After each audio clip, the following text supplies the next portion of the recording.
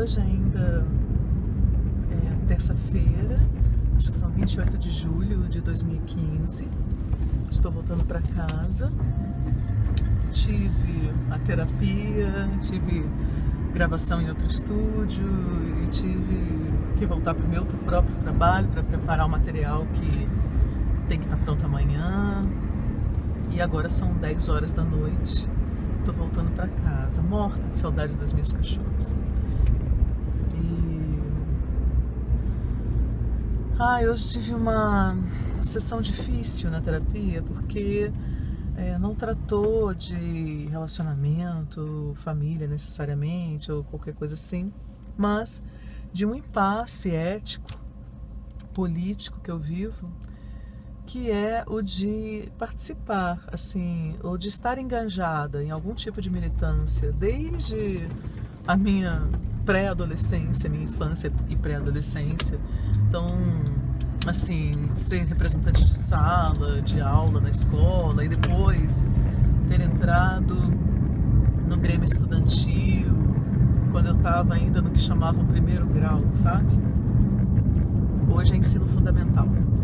E depois, na graduação, ter sido diretora 2 vezes, presidente 2 vezes do centro acadêmico do meu curso, que eu, aliás, fui atrás para reavivar, né, e tal. E nunca mais ter me afastado disso, ter começado a militar no meio cultural, né? E é isso. E aí reuniões, assembleias e ajudar a constituir outras instâncias, né, de democratização, de interlocução com o poder público, etc, etc e tal. Mas o que acontece, né? De onde a minha frustração ou a minha insatisfação? A militância, para mim, ela sempre foi uma entrega, um trabalho duro, árduo, mas que nunca objetivou um retorno pessoal, assim, nunca.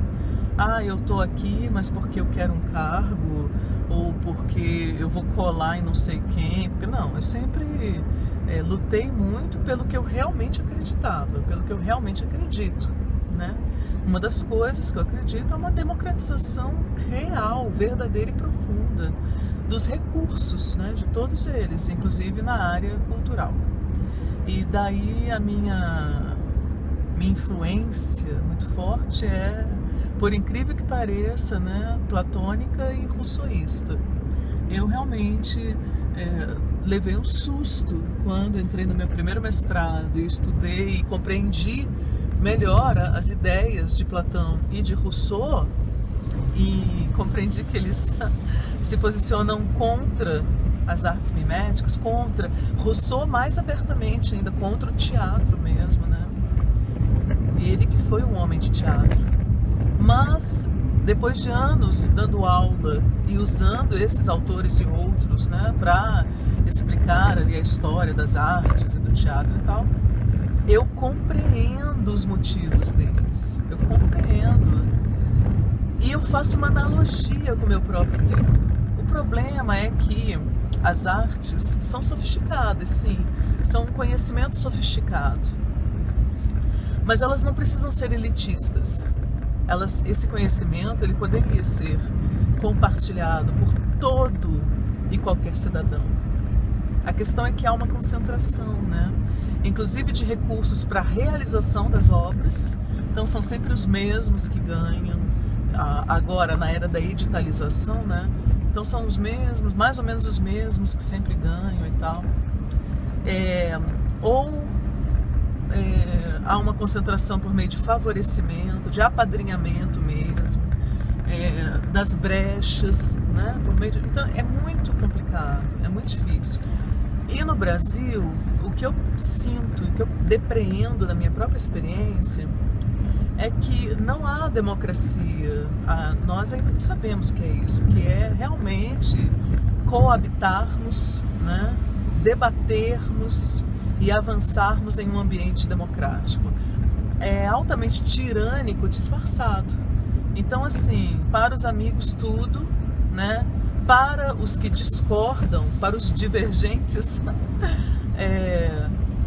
um rótulo. Ah, é o chato do contra. Ah, ela é a chata do contra. É a chata sempre do contra, né?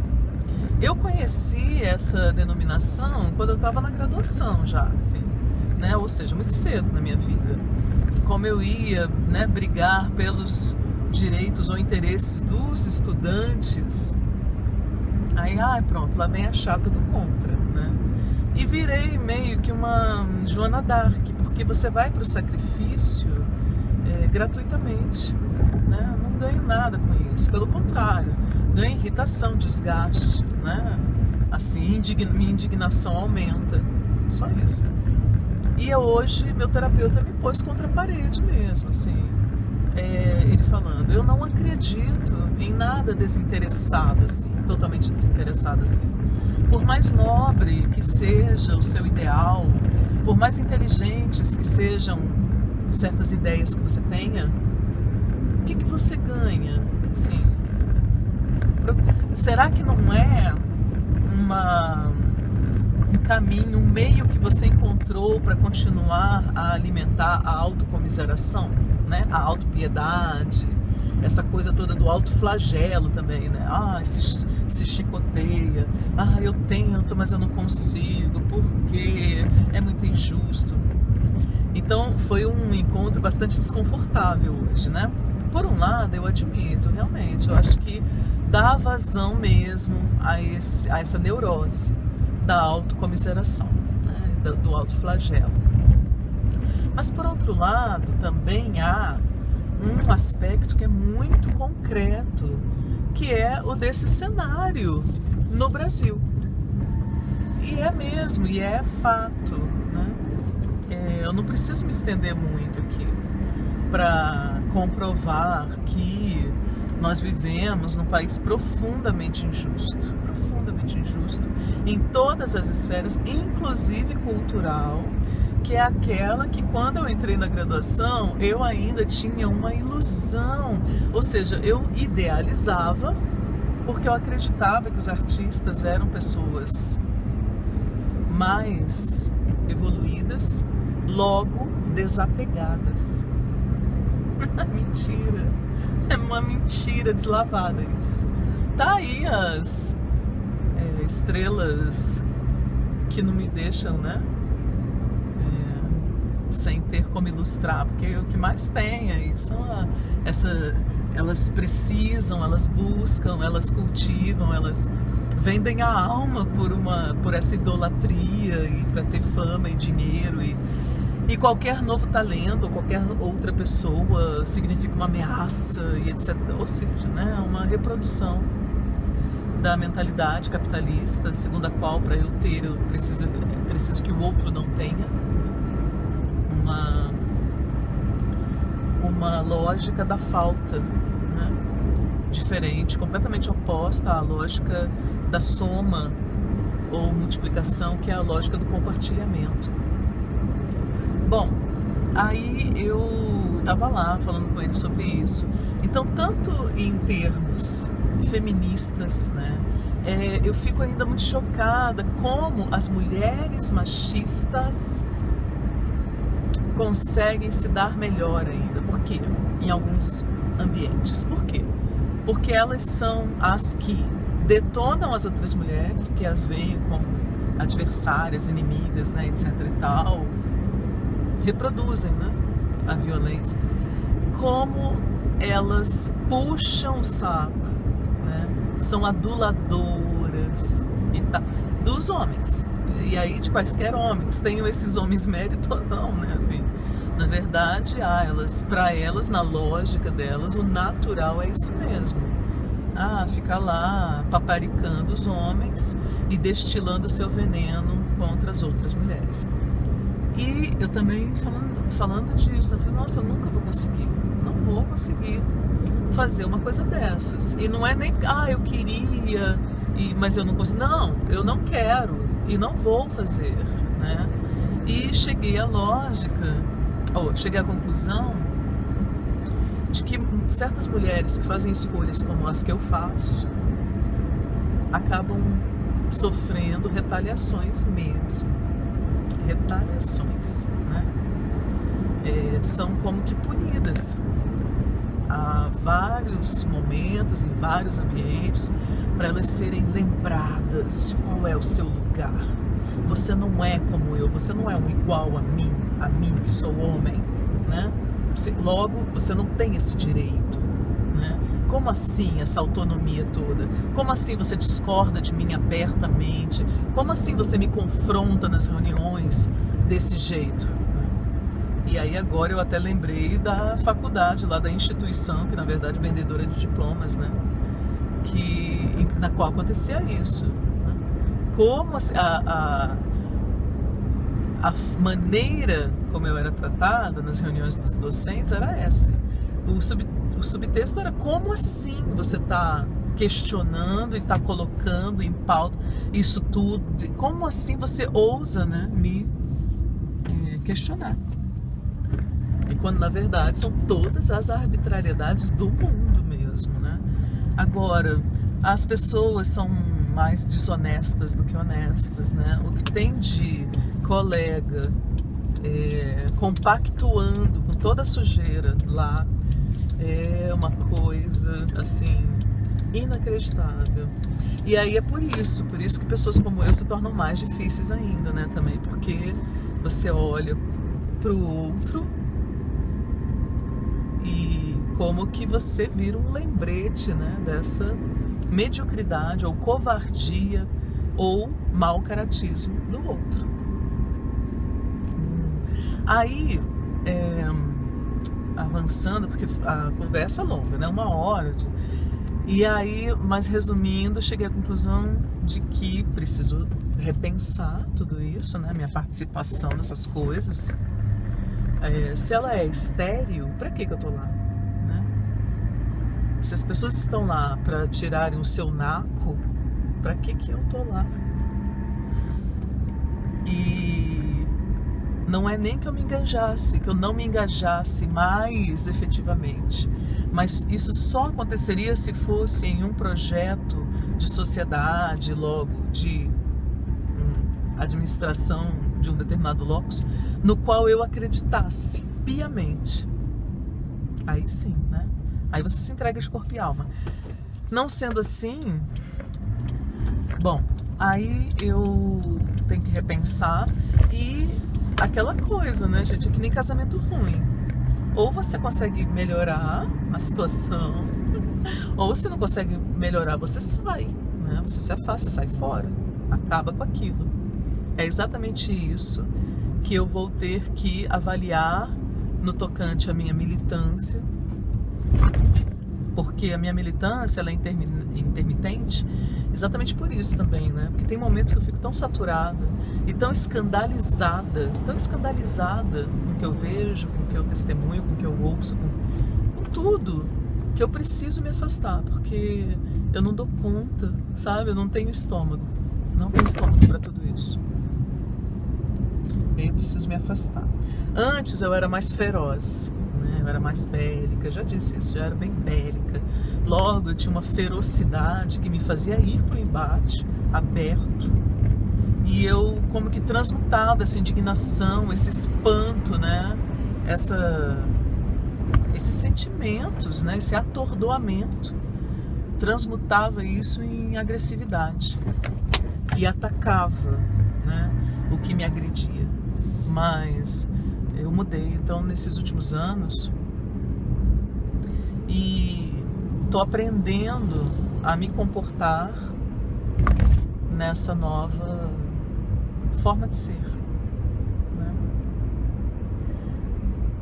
Que pode, de repente, me ensinar, entre outras coisas, a assumir uma derrota.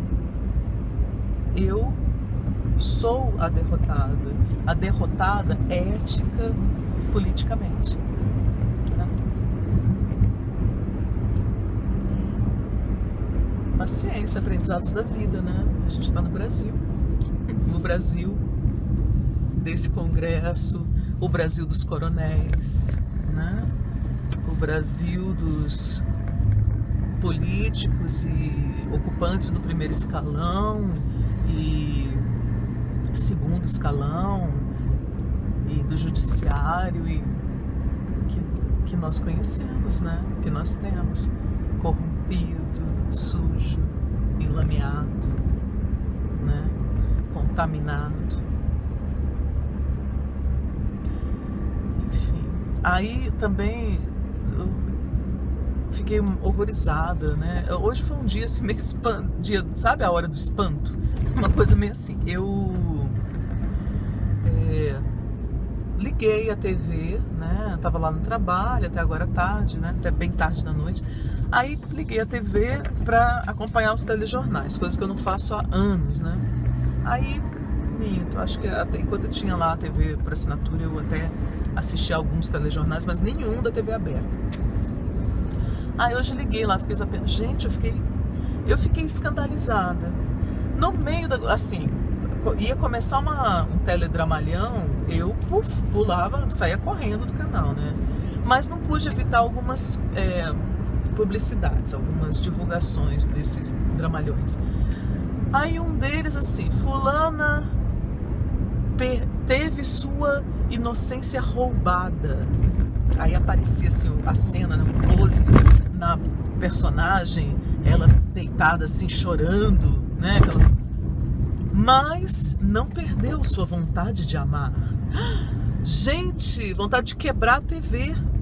Que isso? Estão naturalizando o estupro? Quer dizer, a gente luta tanto para acabar com essa aberração, né? Com essa selvageria, para eliminar de uma vez por todas essa doença da face do planeta. Aí vem os meios de comunicação, a grande mídia, naturalizar essa violência. Daqui a pouco eles vão fazer o quê? As novelas vão ter assim, olha só a chamada, né? Um menino negro levando um tiro. Ela teve um filho morto, mas ela é feliz, não perdeu sua capacidade de ser feliz. O quê? Você está também aí autorizando, legitimando, naturalizando o genocídio negro, do jovem negro no país e tal. Aí daqui a pouco aparece outra chamada. Um bando de doentes espancando alguém amarrado num poste, que eles próprios amarraram num poste, ou espancando um homossexual até a morte, né? Porque, é isso? Bom, a gente luta para avançar, né? Para uma civilidade, para respeito, não é tolerância, é respeito, né? Aí, em relação à diversidade, né? E aí vem esses lixos fazer um trabalho oposto, né? E fomentar a ignorância, a brutalidade, a selvageria. Não, olha, eu não tenho nem como expressar o quanto aquilo me atingiu, assim, eu me sinto agredida, sabe, assim, é uma coisa que me faz mal. Aí, é por isso que eu não vejo esse lixo, é por isso que eu não assisto esse lixo, né, que vocês chamam, e que é o principal entretenimento raso, sujo, né, corrompido, vendido do brasileiro médio. Do brasileiro sem recursos, sabe, mais empobrecido, eu nem posso culpá-los, assim. Por quê? Porque são roubados de tanta coisa, não tem direito, né, a um lazer decente, a uma saída para ir a um cinema, ver um filme decente, para ver um concerto de boa música, para ver uma coisa. Não, são escravizados, né? E a única coisa que lhes permitem ter é esse demoníaco aparelho dentro das suas casas, vomitando esse lixo intermitentemente, né? E aí, então, que essas pessoas, elas estão agrilhoadas. Eu não posso falar, criticar o trabalhador braçal, o motorista de ônibus, o cobrador, a servente da escola por assistir e consumir isso. porque é só o que eles têm. Agora, e os que têm mais opções? E outra, nós que temos mais esclarecimento, mais opções, a gente vai permanecer assim, mudos, apáticos e coniventes com isso até quando? Sabe, até quando? Isso não vai mudar nunca mesmo. Hoje meu terapeuta chamou atenção para isso. Sheila, você não vai mudar essa estrutura, você não vai mudar essa coisa. Realmente, não vou, né? Sozinha. Ele ainda lembrou, né? As mudanças, as grandes mudanças sociais, elas são muito... ele usou um termo bem bacana, assim. Mas assim, muito árduas, né? Muito dolorosas, elas exigem sacrifícios de muitas pessoas e etc, e blá blá, né? Aquela coisa toda. E lentas, né? Lentas. Aí falou, então, não acontecem. Eu falei, não, acontece, acontecer, acontece. Qual o exemplo? Ele me perguntou. Eu falei, tá aí o feminismo, né? Meu primeiro relacionamento com outra mulher em 90, fui expulsa de um restaurante com ela.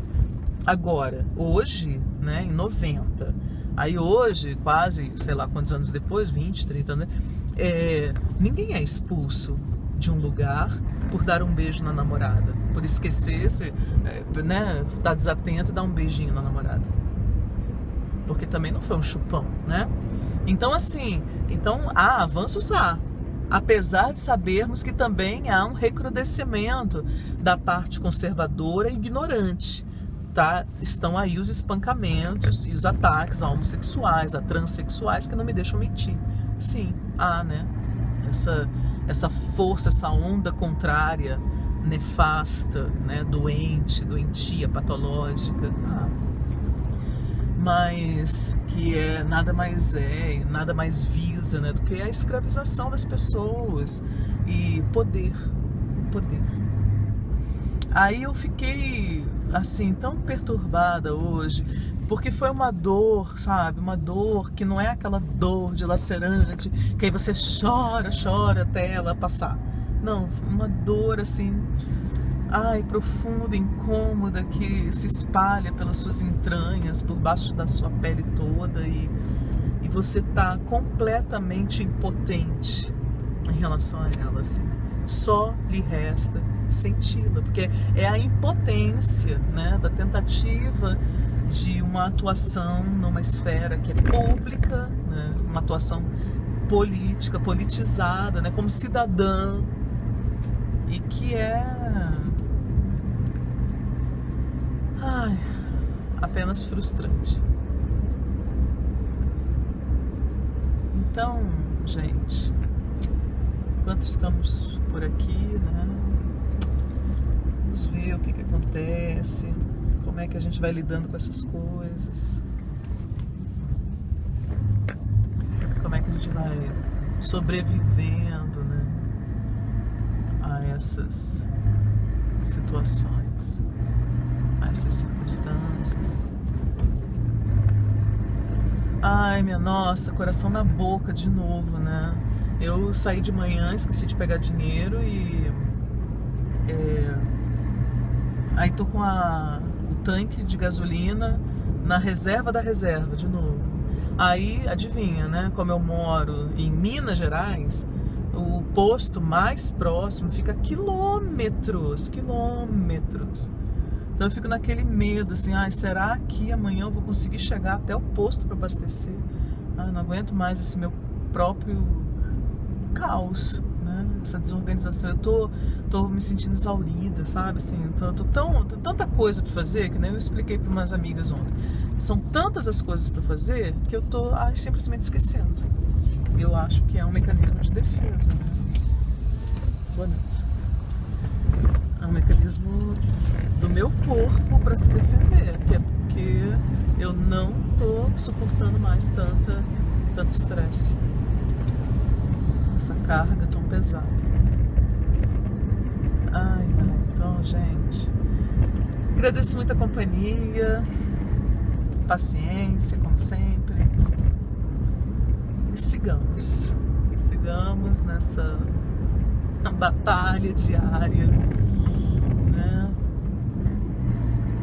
aquilo, né? Dai-me forças para mudar o que eu posso mudar, discernimento para identificar, para poder identificar o que eu não posso mudar, né? E sabedoria para aceitar. Ótima noite para todas e todos. Até.